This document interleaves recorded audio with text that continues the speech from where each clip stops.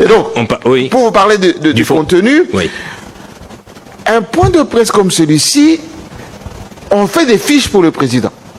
On fait des fiches d'une manière thématisée. D'autant plus que il y avait de thématiques qui étaient arrêtées. On va dire diplomatie, sécurité, gouvernance sociale, etc.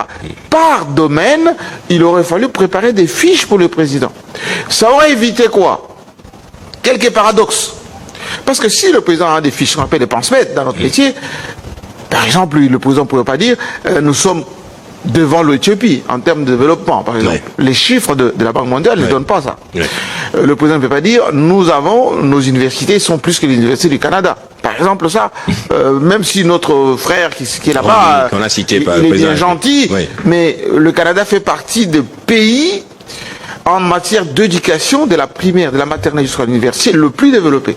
Et donc, ce qui a été fait à Kananga, en Mbuji-Mayi, moi j'ai été là-bas, j'ai assuré la communication, notamment à l'université de Mbuji-Mayi, c'est déjà un bon début, mais ce n'est pas à mettre en concurrence avec le Canada.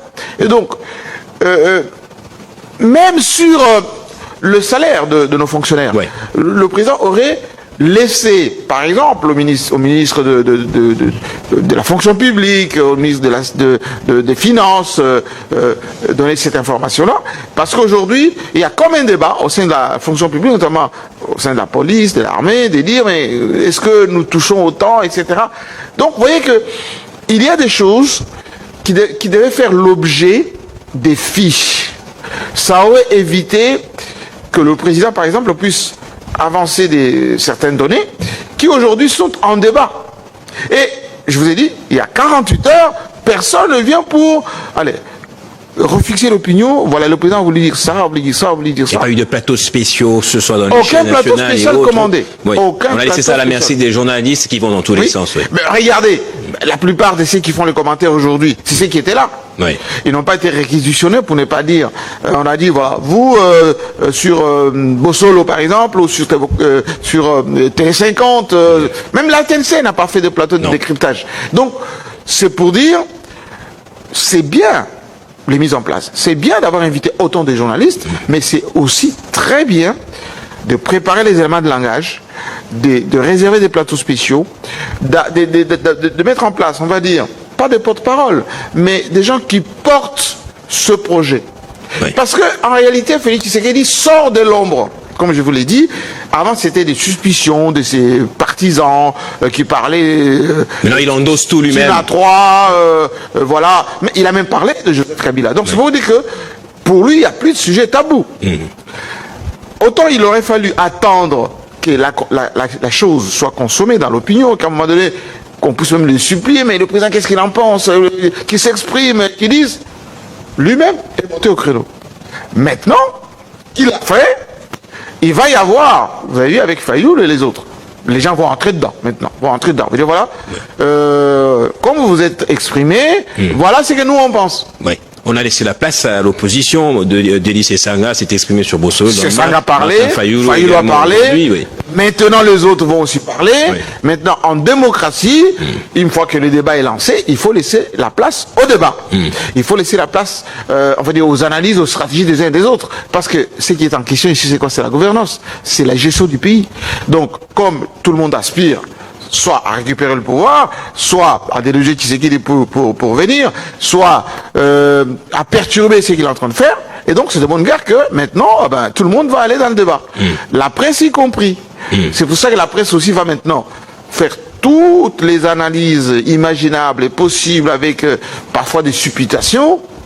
Maintenant, il faut que les équipes du président orientent l'opinion, mettent les moyens nécessaires. Parce que c'est une campagne de communication qui doit commencer avec suffisamment de moyens. D'après nos sources, il semblerait qu'il y aurait de l'argent, suffisamment d'argent pour gérer tout ceci sur le plan de la communication. Félix Tshisekedi a réussi, on va dire, sur le plan international, à avoir fait jouer les cabinets conseils, les lobbying de personnes, Lige, etc. Ça marche plus ou moins bien avec les États-Unis, un peu l'Union européenne, etc. Maintenant, ce n'est pas suffisant pour inverser sur le plan national. Parce que il faut faire la différence entre les militants, les partisans, lui-même l'a dit, quand les disent il n'a pas de mandat, il a des missions. Il comprend, il connaît tout ça, lui. Oui, mais lui aussi il a compris. Il dit non, il ne faut pas suivre, ce sont les militants mes partisans, donc c'est de bonne guerre, il ne faut pas les suivre. Moi, voilà ce que je pense. Et donc, tous ces gens, sur le plan international, qui vont pouvoir désormais débattre de ces sujets tabous, autrement dit, changement, modification de la Constitution, 3e mandat, évaluation de son bilan. L'arrivée des migrants, etc. Oui. Oui. Vous voyez, par exemple, la réponse qu'il a donnée sur les migrants, c'est plus que clair. Oui. C'est simple et clair. Oui. Normalement, ça doit être comme ça. Il a simplifié, quand même. Bon, il a simplifié, mais ce qu'il n'a pas voulu dire est que les États-Unis ont demandé le même service au Ghana, Oui. à la Zambie, au Cameroun. Certains pays ont refusé.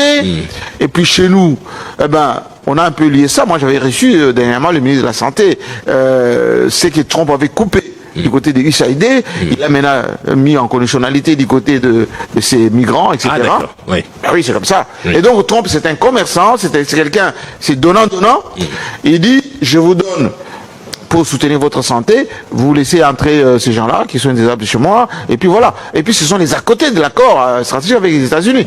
Maintenant, il faut que ce que Tshisekedi a obtenu sur le plan international, qu'il le fasse sur le plan national. Il ne faut pas confondre les militants de l'IDPS avec le peuple national. Avec le peuple, avec l'opinion, avec la majorité des Congolais.